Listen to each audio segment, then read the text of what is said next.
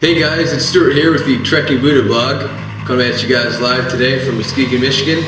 My new home for the time being. I've been moving around a bit in the last couple months, so haven't really posted a video. Sorry about that, guys. Hopefully be posting some more videos soon. I recently developed my Pannier system, as you can see here.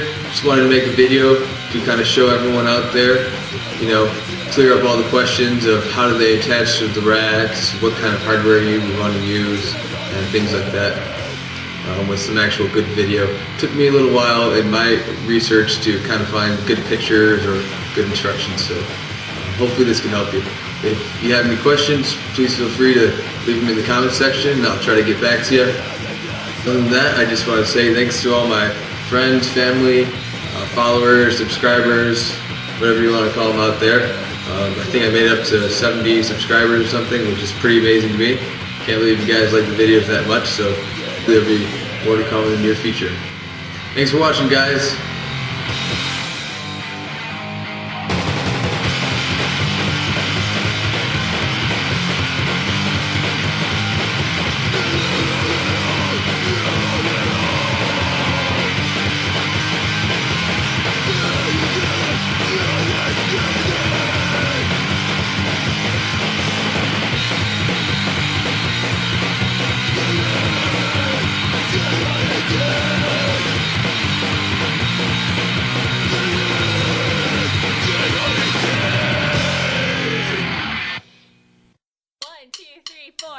Features straps that are made from recycled inner tubes instead of buying bungee cords. You can actually save a little bit of money on the project cost if you make your own.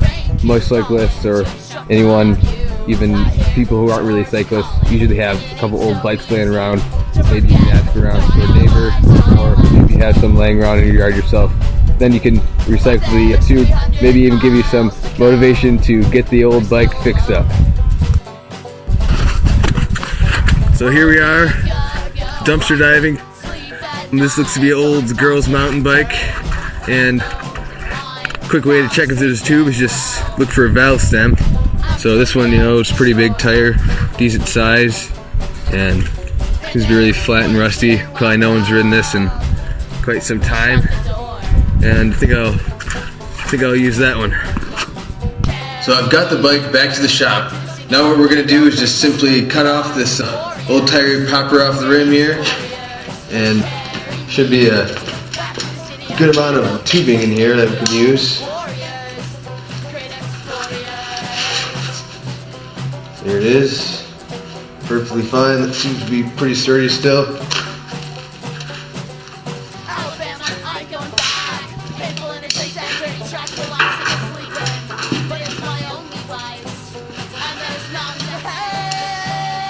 Can get kind of caught up in here, but just work it through.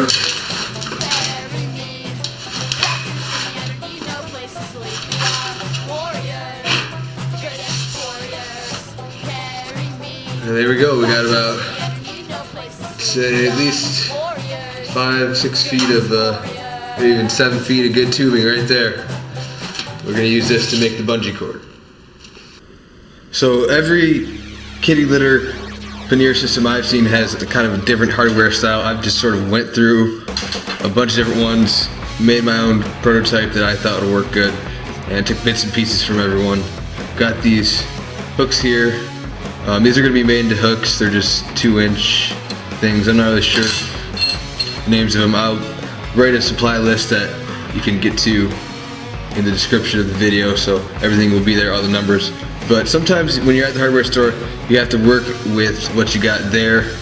For me, I just took 20 bucks, went up there, see what I could find, everything pretty much that I needed worked out. These machine screws work really good.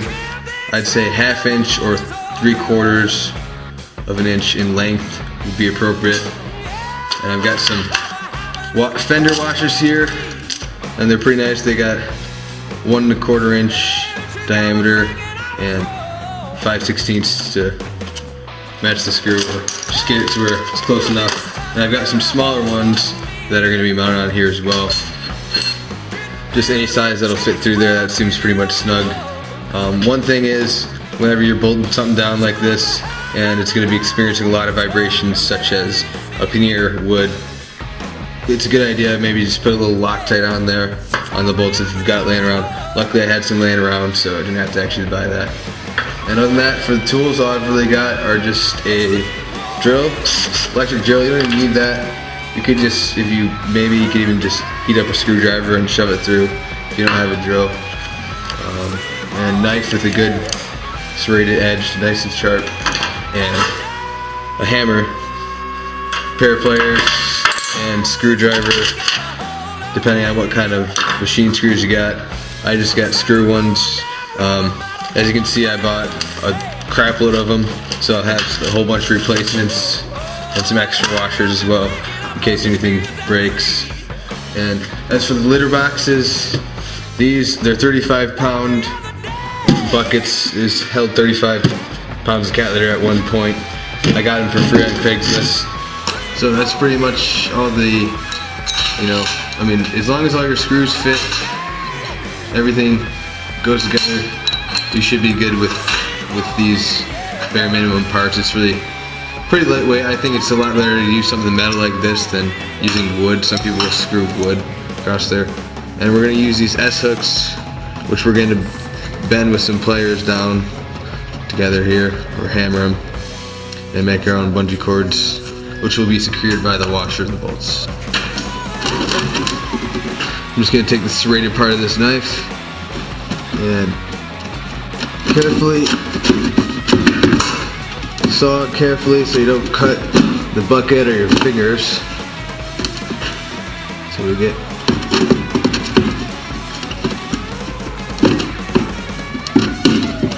something like that. Then take a pair of pliers. I prefer these SOG Powerlock 2.0 pliers myself. That's just me. You peel that up, and then there's just a little more to go. You just kind of wiggle your knife down in there.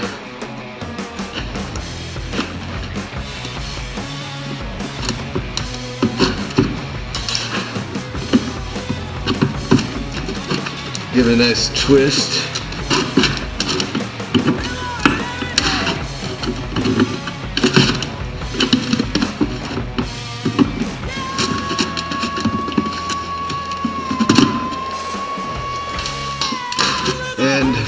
And then just take your knife once again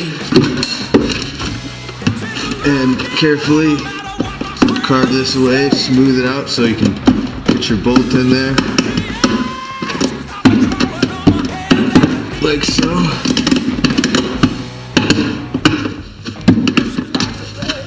I've got this side pretty close too. And if you really care that much, you can get some sandpaper, but I think I'll just call that good. So now that I've got my holes marked basically where I want them to be, I'm just going to go ahead and drill them out.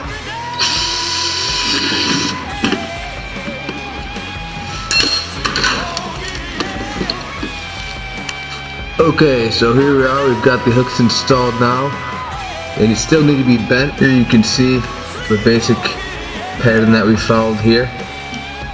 Just two different brackets to kind of accommodate, make fit with the way that these are drilled. As you can see, they're not really symmetrical, neither of them, so that's why they're a little angled, but we're straight and we're level on top. Okay, so if you followed my directions so far, you should be pretty far into the process and have a good understanding of how to put together the actual buckets and attach them to the bike. So we'll go into a little more detail now that you can see the finished product. This is the bungee cord here, which is attached by the washer there. Good way to put holes through the inner tube is to actually heat up the screwdriver and just kind of push it through. Using a knife works, but it's kind of hard to get them over the bolts unless you got a nice good hole seared in there. So other than that, I've also used the inner tube here on the top to basically create a stretch band, which is just bolted into the middle of both sides there to keep the lid from ever popping out. Especially since some of these buckets, the actual clips that hold them on aren't the strongest. So now even if those clips break, it'll still be no problem, and the lid will be able to sit on there like so. So let me show you how it attaches to the bike. For my rack, it's a pretty basic rack. Right here, you can see it has these 3 different bars with these little hooks. I've got a zip tie right here for a little extra strength to keep the rack from shifting. But right here in this open spot is where the hook on the pannier is going to actually mount. So, just to recap, here's our hooks here, and then our homemade bungee cord.